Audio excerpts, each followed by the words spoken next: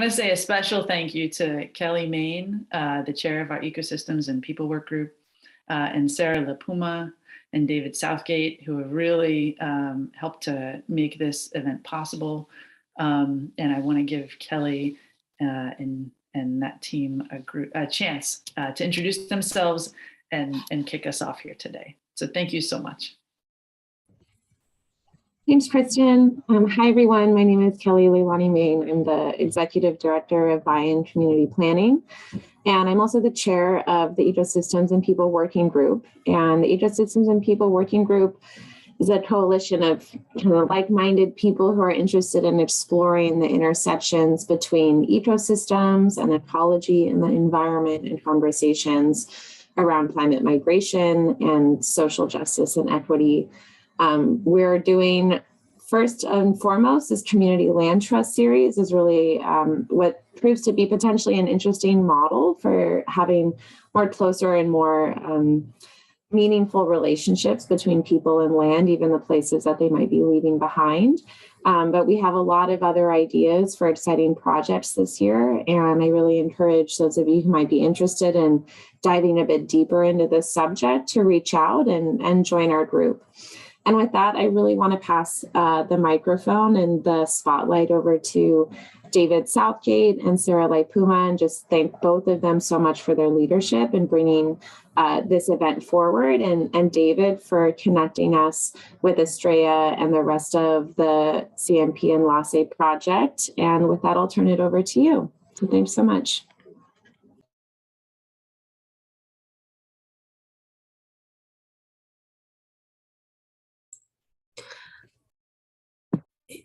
Oh, okay. So I'll go first since Dave turned back off his microphone. My name is Sarah LaPuma. I work for FEMA Region 2 in mitigation of hazards, and I am a GIS analyst. Always been interested in the topic of where people go in response to and in preparation for the impacts of climate change. And so this topic of community land trusts as a model is extremely interesting to me, as a model for equitable movement, not just individual choice to move, but then the community members choosing as a group to move to a place where they have ownership of the land and have still a lot of love for the land that they are leaving. So I'll pass it on to David Southgate. Thank you. Hello, everyone, and thank you so much for the introduction, Kelly. And Sarah, good to see you. My name is David Southgate. I'm a distinguished graduate fellow at Rutgers University, where I'm presently a student studying in the PhD program, public affairs and community development. I'm also a long-term community development practitioner, as well as a national technical assistance provider to brownfields with the Center for Creative Land Recycling and the New Jersey Institute of Technology. Today, we're going to be presenting part one of the two-part Community Land Trust series of Climate Migration Network. Today, our session is entitled Learning from Caño Martin Peña ENLACE Project. So the Caño Martin Peña ENLACE Project is a special planning district created through an act of law 489 of 2004 in Puerto Rico, the results of many years of community activism. The organization is charged with planning and executing the restoration of a 3.75-mile Martin Peña estuarine channel in the heart of metropolitan capital city of San Juan, Puerto Rico. Some 70% of the 26,000 residents of the 8 communities living near the channel flood with sewage water and other pollutants. Thus, the project goals are integrally tied to realizing public health goals, as well as urban, social, and economic development for its 8 adjacent communities. The project has received numerous awards. Among them, it's been a finalist with the World Habitat Award. It's won the Roberto Clemente Medal, the National Achievement in Environmental Justice Award, the Paul Davidoff Award for Social Change and Diversity, and was the subject of a case study for the John F. Kennedy School of Government at Harvard. So nearly 20 years after inception, the project now has $163 million in funds for its urban ecosystem restoration, one of several projects that recently were included in the Biden administration's $14 billion bipartisan infrastructure law. And to talk to us about this environmental justice and social transformation initiative, we're very honored to present ENLACE's Environmental Affairs Manager and my colleague, Estrella de Santiago Pérez, Esquire. She's an all-around civil and human rights champion as well. Ms. Santiago Pérez has served the project ENLACE del Caño Martín Peña for nearly 7 years as its environmental manager. And she has the enormous task of managing ENLACE's compliance with governing policies and implementation of improvement programs on a variety of environmental issues included in the Comprehensive Development and Land Use Plan for Caño Martín Peña's Special Planning District. Ms. Santiago Pérez has a Juris Doctor in Law and a Bachelor's of Science in Biology from the University of Puerto Rico. She's also a volunteer lobbyist with the Sierra Club and the Coalición Pro Corredor Ecológico del Noreste, a community-based organization working to protect the gorgeous northeastern Caribbean coastline from capitalist extraction and destruction, while protecting the sector as a natural reserve and important habitat as well for endangered sea turtles at Tinglar. I want to, before Ms. Santiago Pérez comes on, I just want to remind you that next Wednesday, March 16th at 2 p.m. Eastern Daylight Time, so we're going to be an hour ahead then, we'll be hearing about the community involvement and relocation process for residents around the channel in part 2 of this series. At that time, ENLACE's housing manager, Jennifer Rivera de Jesus, will be speaking about the project's approach for community involvement and relocation. And she's going to be joined by Maria Victoria del Castro de Jesus, member of ENLACE's Relocation Committee and president of the Buena Vista Santurce Community Board, as well as member of the Grupo de las 8 Comunidades Aledañas al Caño Martín Peña, Inc. Ms. Castro de Jesus will be addressing our audience through Spanish language interpretation to talk about the planned relocation of residents near the channel from a resident's perspective. So, Estrella, you're on. Welcome.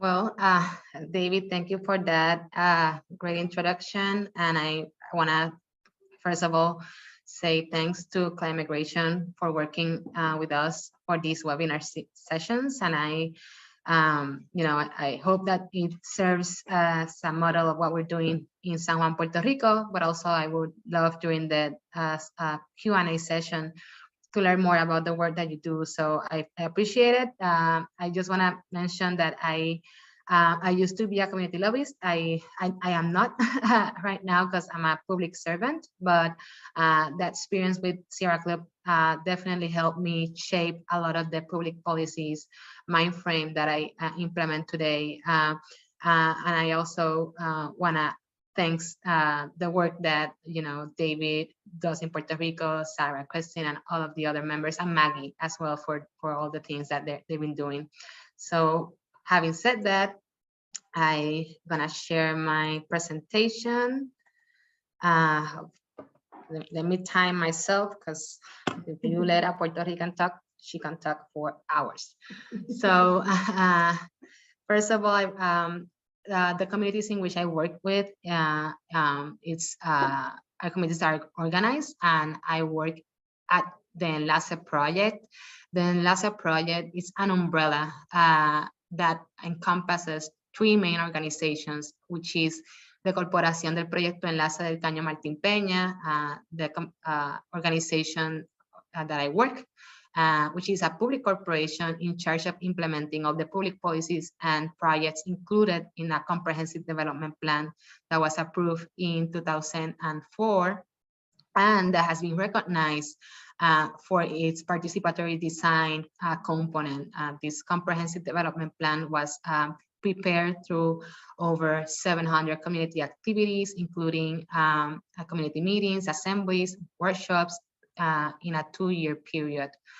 So we work alongside the G8, which is the group of the 8 communities surrounding the Caño Martín Peña. It has over 12 community-based organizations, including each of the 8 communities surrounding the channel, which I'm gonna be explaining a bit more about what is that channel. And it also includes youth organizations and other civic, religious, and cultural community-based organizations. And the role is to ensure the active participation of residents in all of the decision-making processes of their own communities. And currently we have over 120 active community leaders as part of the G8. And finally, but not least important, we have the Land Trust, which Sarah has already mentioned. And the Land Trust has been a novel mechanism in our communities to ensure economic and economic development, as well as infrastructure projects, without creating an economic barrier for the residents of our district. So the main purpose of our communities is to prevent community displacement and gentrification.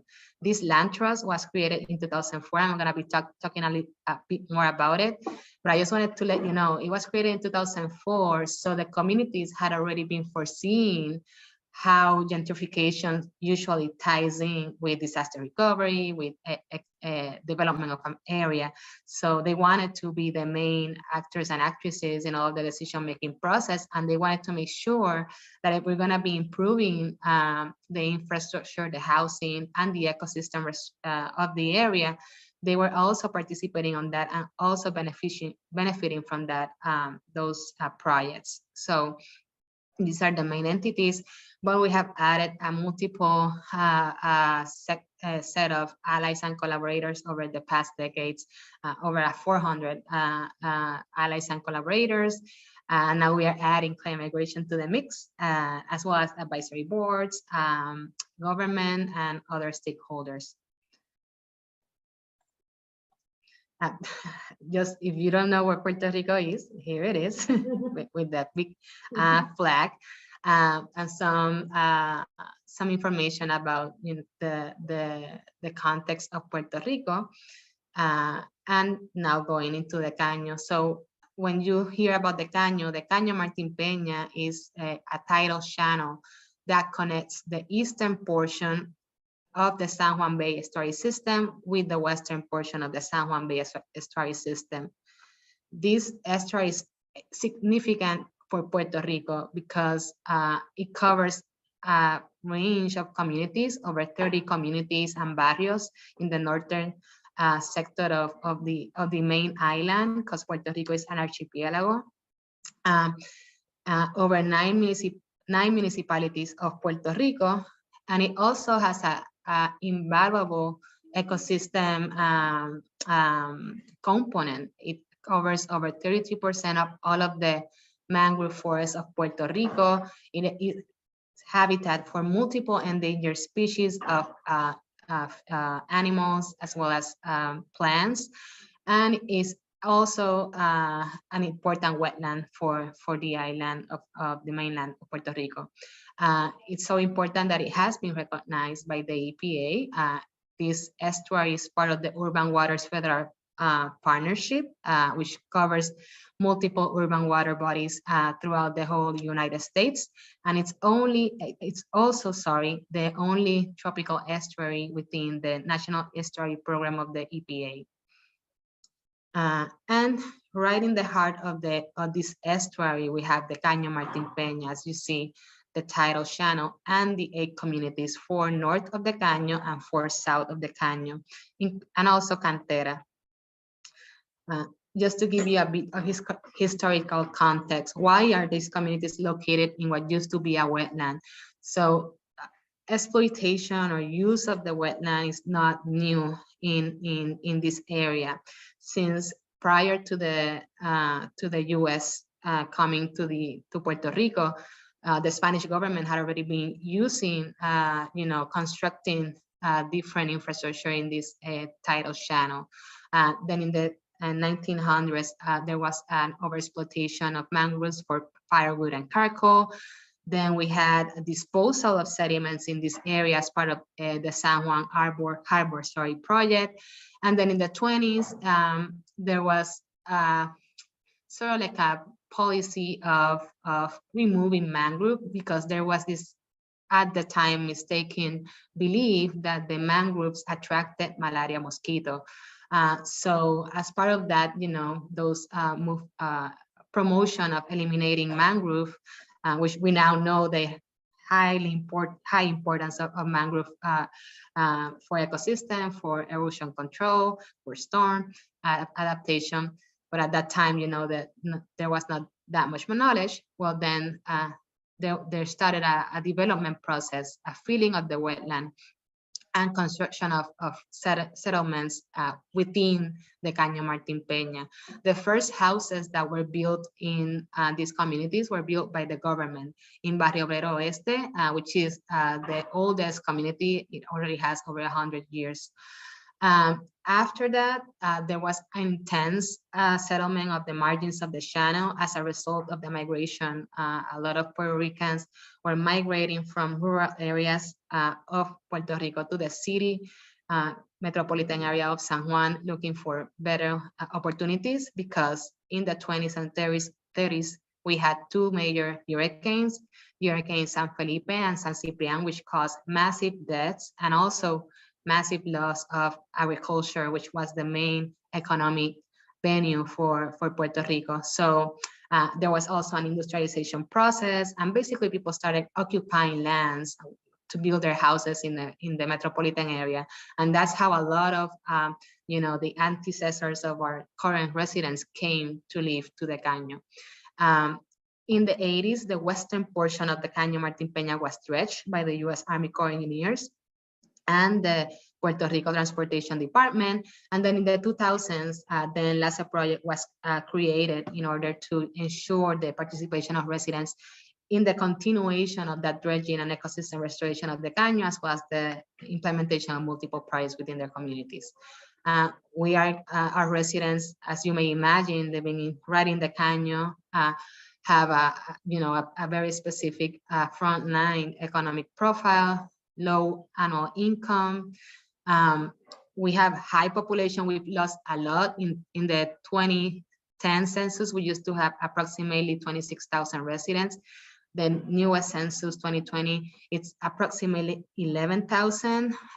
We have a high population of immigrants, mainly from the Dominican Republic and Haiti, and also over 60% of our residents live below the poverty level. So you may imagine the economic hardships in addition to the environmental aspects.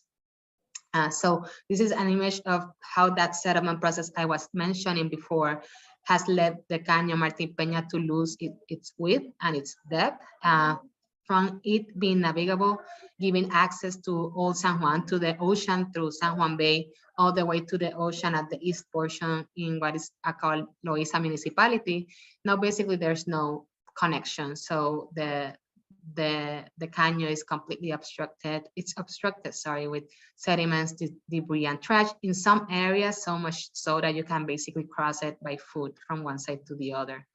In addition to the conditions of the Caño, our communities lack sanitary system. The areas highlighted in colors, Buenavista Santurce, Israel and Bitumul communities, and some parts of Buenavista Torrey and Las Monjas, they lack a sanitary system. So they have a stormwater system that is combined and is discharging into the channel, raw discharges.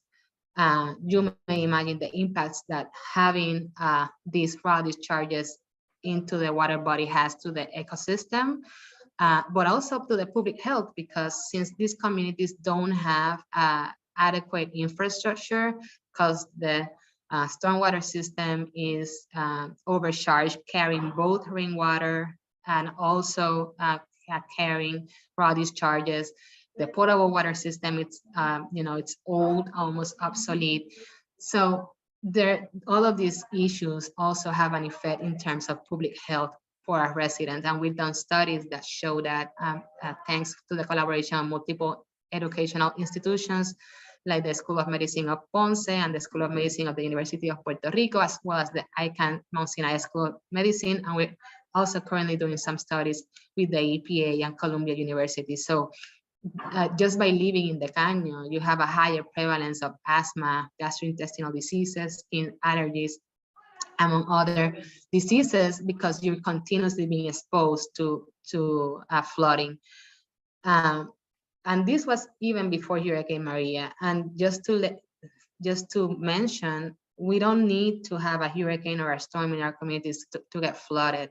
A 5-hour rain event, a 1-year rain event, a 24-hour rain event, a 5-year rain event can lead to flooding within the communities. And this is important because when we talk about climate change, when you come from a place that is not facing these issues, you may have the flexibility or privilege to talk about long-term events, like a 100-year event that we know are going to become shorter with climate change. But we have communities right now that are facing damages and impacts to their health and their property at a level of a hurricane with a normal, quote unquote, rain event. And we cannot lose into perspective those communities. And that's why it's so important to integrate communities within the development of strategies and the design of strategies and adaptation, not only for long-term climate change event, but also for shorter and medium-term events.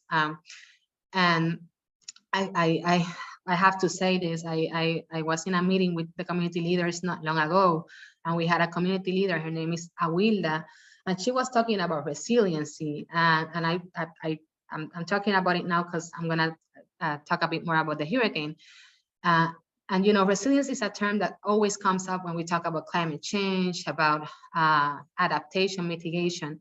And she was saying that, you know, she doesn't like the term resilience. She was saying, why is it that there's a sector of the population that has to be resilient always, whereas there's another sector, they don't have to be resilient because they have all the resources, or they have, you know, the houses are well built, they have money, they have insurance, they have, you know, all of these things that you need in order to not be so affected by climate change. So we can have a hurricane, and there's a sector of the population that, you know, they have power plants, they have cistern, the house is well built.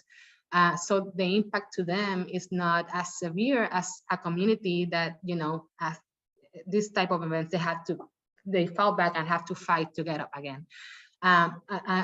You know, it blew my mind because it's part of what we're also trying to ensure with the projects that we implement, is that we don't want our communities to be constantly getting down and getting up and fighting to get back because they have to, you know, they have a hurricane, they have earthquakes. That we want to be able to provide to them all of the infrastructure and resources for them to be afloat and be able to withstood future events, but at a much better position. So going back to the slides, this is some of the impacts of Hurricane Maria within our communities. Having an organized community was crucial to be able to provide immediate relief and aid to the residents. These are only some of the things that the GA did in the ENLACE project, along with over 600 volunteers. And not included in that slide, having organized communities help us identify, you know, these leaders are always in the community, so they knew who were the more vulnerable people, and they managed to refer for immediate health assistance 78 bedridden patients that after the hurricane couldn't go to the hospital, and we had Health Promed, which is a 330 health center providing aid for those, health services for those patients. And they're also in the process of building resilient housing. So as I mentioned before, there's a comprehensive development plan that's being developed and designed to address all of the issues that you already saw. One of the main projects is the ecosystem restoration of the channel, opening that channel. We are a non-federal sponsor. This is a federal project under the U.S. Army Corps of Engineers. There has been multiple milestones for this ecosystem restoration project, but the most biggest one was January of this year, where the federal government announced finally the allocation of funding to begin the construction stage of this project. ENLACE has been doing acquisitions and relocations of families, basically acquiring family from the project footprint and relocating them into decent, safe, and sanitary house.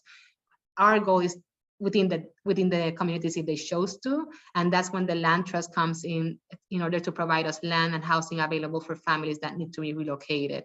We've completed over 142 acquisitions and relocations, and one of the main instrument for us to do that is the relocation committee, which is made up by residents and leaders of the district, some of which have been relocated or will be relocated, and they are the ones that accompany the family that's going to be in the acquisitions and relocation process since the beginning until they move into their new decent, safe, and sanitary house. So they are the lead experts on the Uniform Relocation Act, and I feel that they are the reason why we have been so successful in this process. And if you have any question about it, I invite you to come back next week and ask directly to Vicky her experience as a member of the committee. And we're also into housing development, which are the designs that we have currently have been designed in participatory process with the communities. And also, we are working with infrastructure components. We are doing it in an integral way, how we can provide sanitary, potable transportation and stormwater systems to the communities. And we're currently in a master plan with the communities.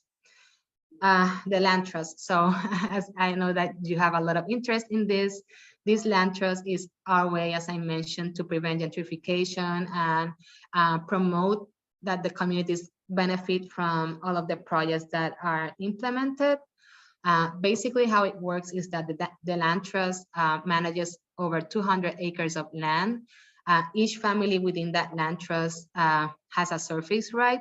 And this is important because if you go back at some slides ago, when people migrated from the rural areas to this Caño area, they didn't went to a property registry to see whose land is this. No, they just built their house in the water, in silts. So they didn't knew that most of the land were owned by different public agencies.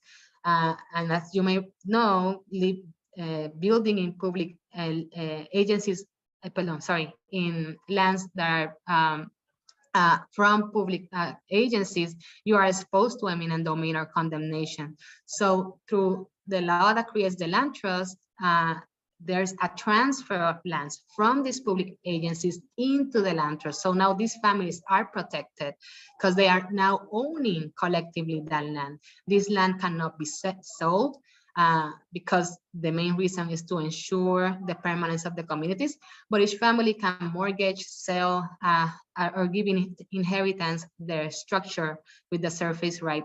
Obviously, there are some rules.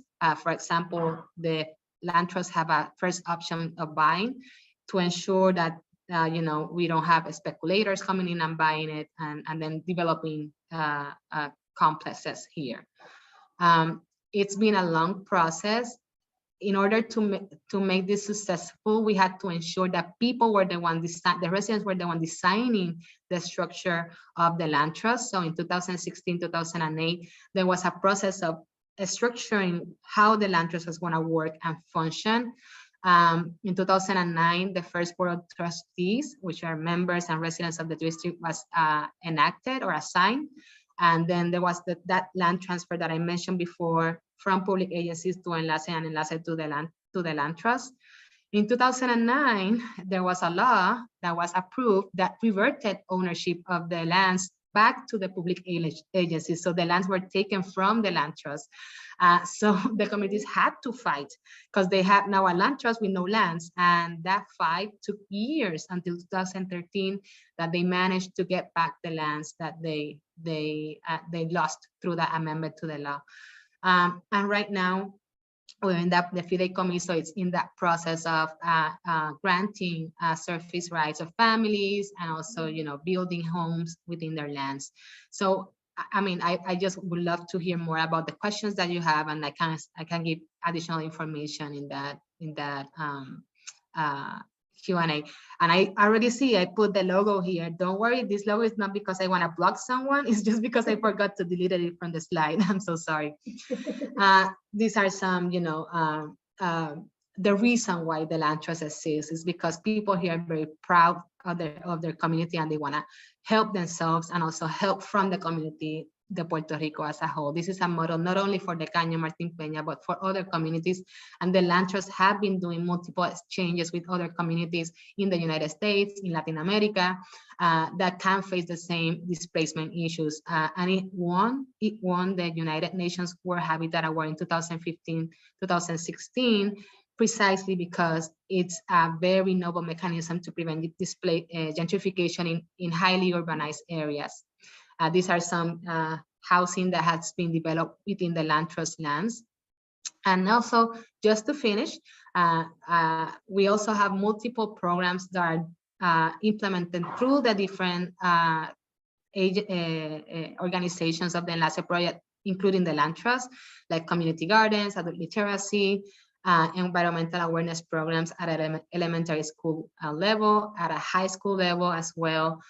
We have community-based enterprise incubator, and it won the SBA CDBG award. So hopefully we're gonna expand that program of community incubator.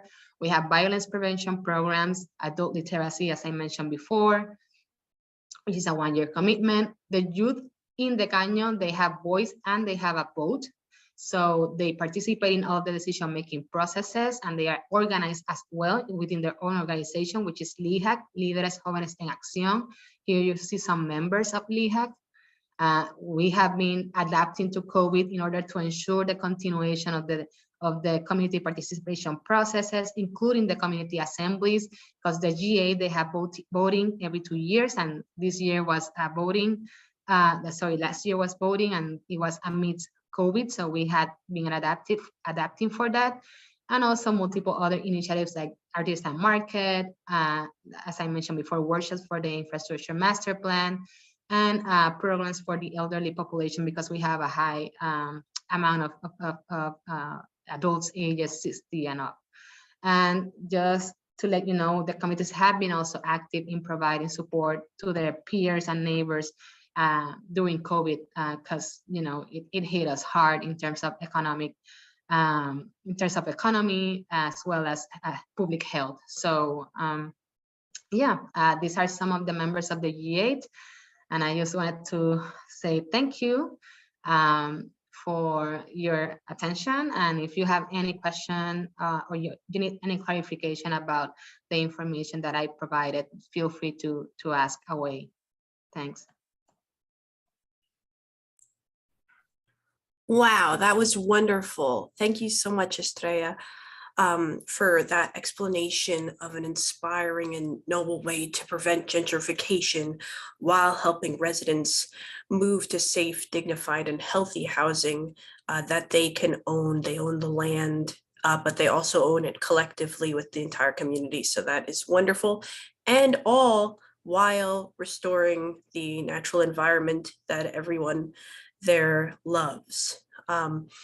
That's so incredible, and I don't think there's a similar case study in the mainland US, so that's amazing, and definitely worth fighting for. And I'm so glad that you all fought for it back when it was being that vision was being encumbered. You all fought for its return. So wonderful. I want to invite everyone to ask questions in the chat, ask questions out loud. But while we wait for you all to formulate your questions, we had thought of a few here at the Climate Migration Network. So I'll start with, how did the team and everyone involved in the project go about designing the project and navigating the political and power dynamics at play with regards to Puerto Rico as a United States territory, the Jones Act, and previous land ownership difficulties? I feel like this question is gonna be great for Vicky if you wanna re-ask her, because she's a resident of the communities. I joined ENLACE 7 years ago, but this project has been going on for decades before. I feel that's a question that it's a really good question for community residents. I am very mindful of not speaking on behalf of the communities because they have a very strong voice. But I can talk about what my experience has been working alongside the communities. It's a very satisfactory process, but it's not an easy one. I feel like a lot of people are used to the concept of public participation as public meetings one time a year or public comment period, but they don't realize that it's not about going to the community and informing or receiving questions. This is an ongoing daily process. It wasn't easy even with the communities they organized prior to creating ENLACE. Each community here, they used to be divided. We had this issue of, I'm not gonna go to that community, and they were like smaller islands within the area. So a lot with the help of social workers and other resources that from the university as well as the community, they just identified common issues, like we're facing this common issue, we have to organize. I think that one of the things that helped was that communities west of the Caño Martín Peña, there was 2 communities, Toquillo and Fanguito, they got completely displaced with the dredging of the western portion of the Caño. So when the communities east of that section, which is our community, saw that, they were like, wait a minute, I don't want to leave my community. Some people were displaced from Fanguito and Toquillo into the Caño Martín Peña.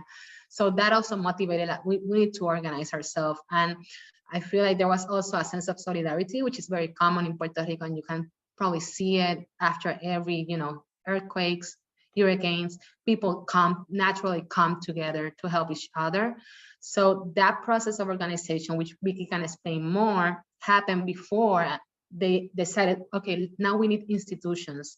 And they created us as a public corporation. So we are a government agency that responds to them and works with them in such a way that our board of directors have members of the communities. When we hire a new employee, the evaluation has to go through the GA and they have to participate in the interviews. When we hire contracts, the evaluation committee has, if it's gonna be more than one proposal, it has to have members from the community in the evaluation of proposals. So it's integrating the community and working alongside them, because at the end of the day, even, I may be a lawyer, but I really don't know, I don't live here. So if I'm gonna design something, I have to design it with the people that are affected by it. So how we got to this, it's very complex. It involves daily work. It involves conflict management. It really requires social workers. It really requires having the flexibility to work multiple hours, afternoons, Saturdays, Sundays, and also recognizing the limits of each resident in terms of their availability and working around their availability. And yes, there has been some challenges, definitely, in terms of being Puerto Rico, a lot of the funding from federal government, but the ability to have the organized community participating with us as public. I'm a public servant, so I have them with me in my meetings with the agencies, important meetings. So they have been participating. We have inviting federal agency representative, congressmen and congresswomen and congress people to the Caño Martín Peña. So being able to show them, along with the communities, the issues that they're facing and inviting them and then coming has helped a lot into gathering allies, even from the federal aspect of it.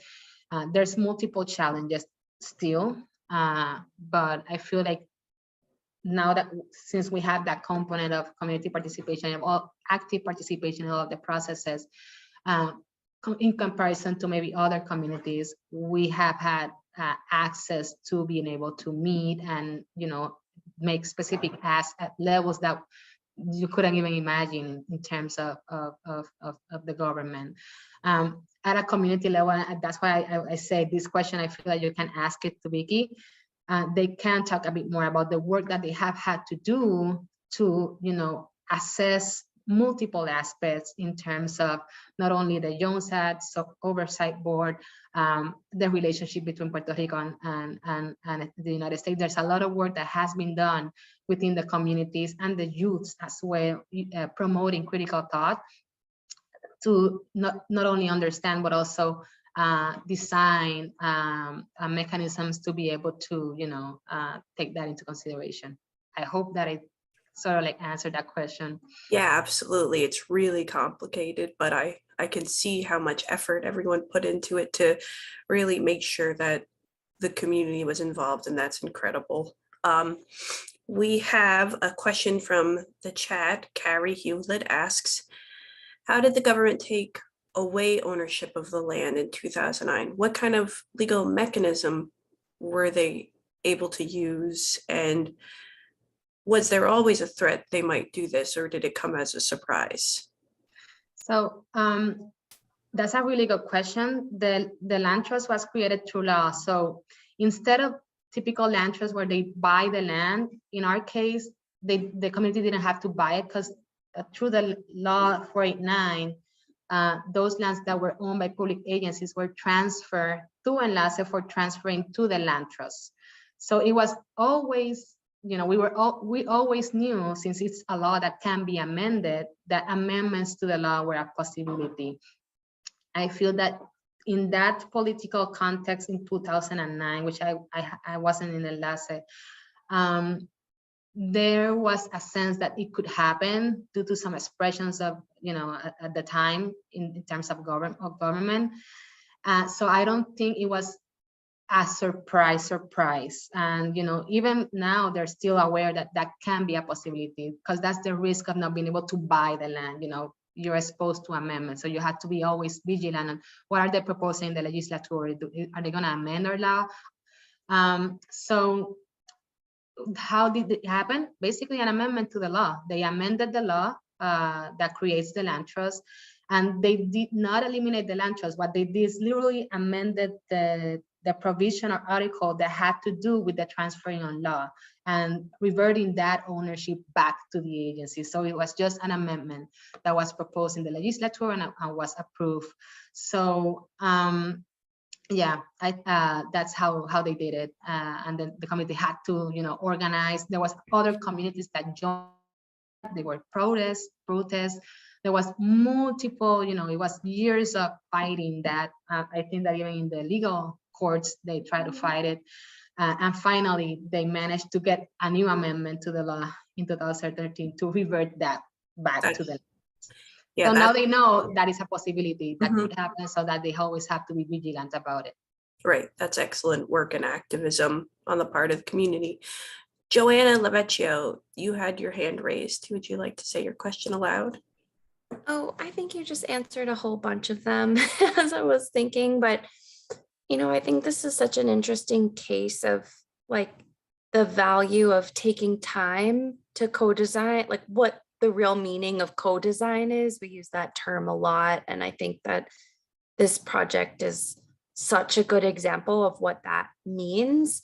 It's also a really good example of like what it means to take time, the time it needs to do that in a meaningful way that has a lot of integrity and also can become integrated into the life of a community. And one thing I would just love to hear from you, Sarah, you said there's no like great examples in the continental US of projects like this, although I can imagine, like even I'm in the Rockaways, for example, in Arvern, this idea of a community land trust is one that is integral to their resilience strategy. I'm curious, at a time where it feels like the decisions for climate adaptation and restoration have to happen at an accelerating pace, right? The urgency is getting greater. The time in which we have to make decisions is getting shorter.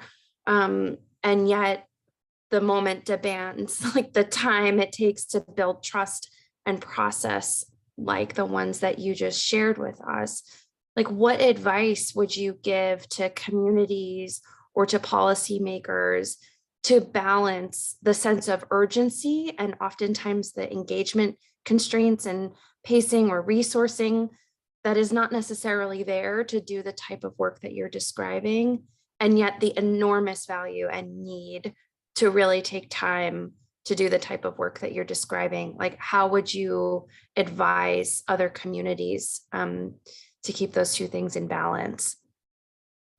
That's such a good and complex question. For me, you know, it's difficult for me to say how other communities should act, because we were born out of a community that decided that this worked for them.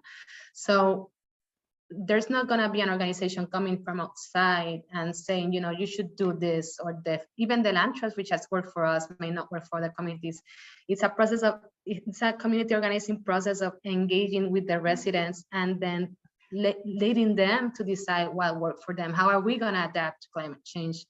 And you know, some of the ways that can be done is by identifying, you know, those leaders within our communities, organizations that are doing community-based organizations, and working alongside with them and providing the resources, and then saying, you know, what are the needs that you have, and how can we work together to address them?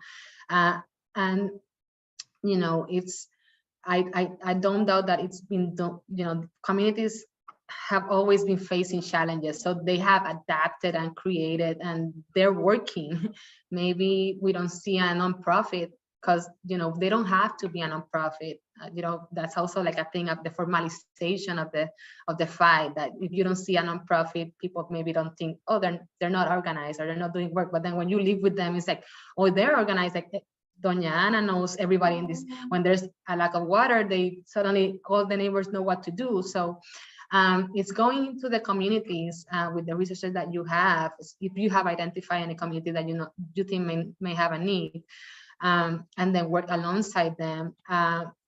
For me, you know, the way that we did it, and that is something also that Vicky can talk about. It was with specific residents that were, you know, we have to do this, and reaching out to the University of Puerto Rico, and then literally weekly meetings and first with meetings, like 5-10 people, like how do we do this? And no, we have to convocate everybody in the community for an assembly to talk about this. So it's like it's an ant work, and I think that anytime is possible to do so. And I think that there's a lot being done. It's a way of identifying who are the community organizers or the leaders in these communities, and just working together to design something that works for them. Because you know, a lot of people have so much knowledge and resources that can be shared. And also when working with communities, it's humbling experience, because you come in and you have, you know, I had a skill sets, knowledge that which also I had to deprogram, because I had to recognize that, you know, who wrote this book in law school? All of my elders, most of them were, you know, men from Europe, from the 30s. So I have all this theory that, oh, this is how the law works. And then I come to the communities and know this is not how the law works. And even so, the law may not be working in favor of communities. So coming into the community is also a humbling experience of just deprogramming a lot of the programming that we had into our minds, and then listen to them and see how we can take from what they speak to us, and create a mechanism that works for them. So I know that I'm just saying things that are not like specific maybe tools for it, other than identifying the community organization within the area, and knowing their needs and listening to them and meeting constantly with them. But it's the way I see it. It's that's a start of doing so. Thank you. I'm gonna ask the question from Jose Carlos Fernandez Salas and combine it with Jamal Wilson's question. But can you speak quickly on the topic of how the houses are sold, mortgaged, inherited, and how does the land trust help manage that in order to prevent gentrification and speculation? And then what are the sort of like nitty gritty quickly. I know it's hard to go into nitty gritty quickly, but tax obligations, like how do the residents and homeowners do those normal things, but they're in the bounds of a community land trust?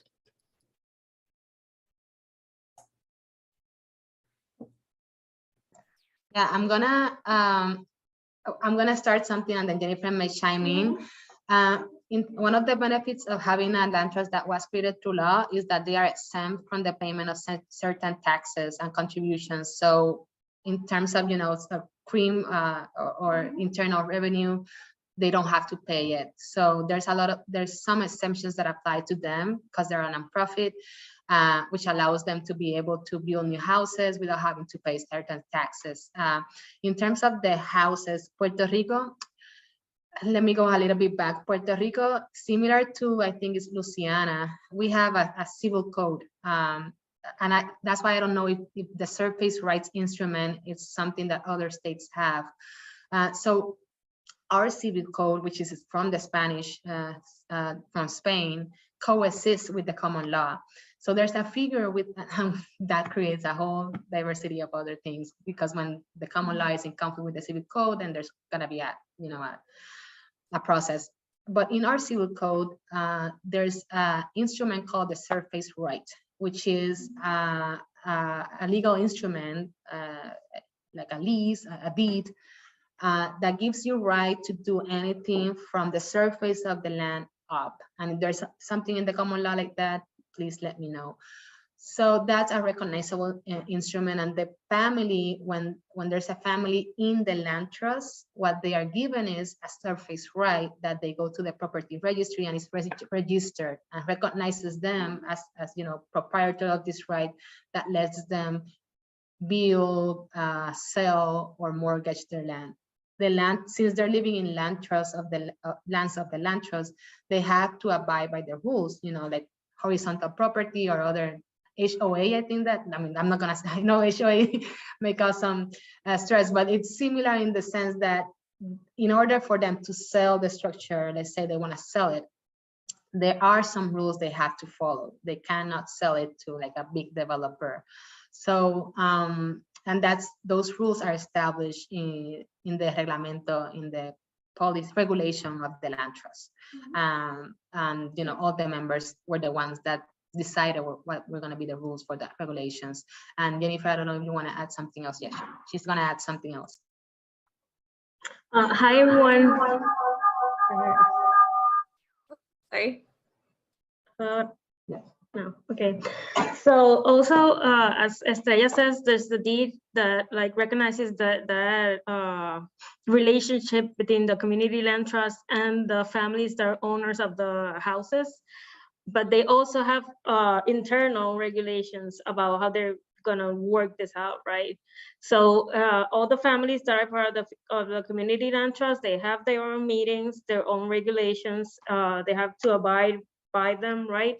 And in those deeds they sign, there's also some kind of restrictions. For example, if a family wants to sell their house, they have to offer it first to the community land trust.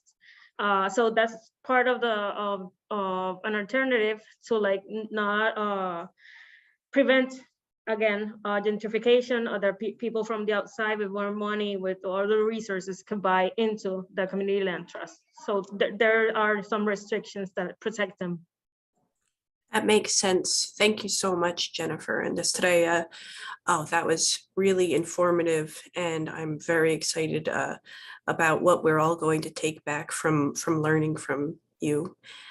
Kristen or David, would you like to say closing remarks? Hi, Sarah. I'm wondering, could we just take a minute?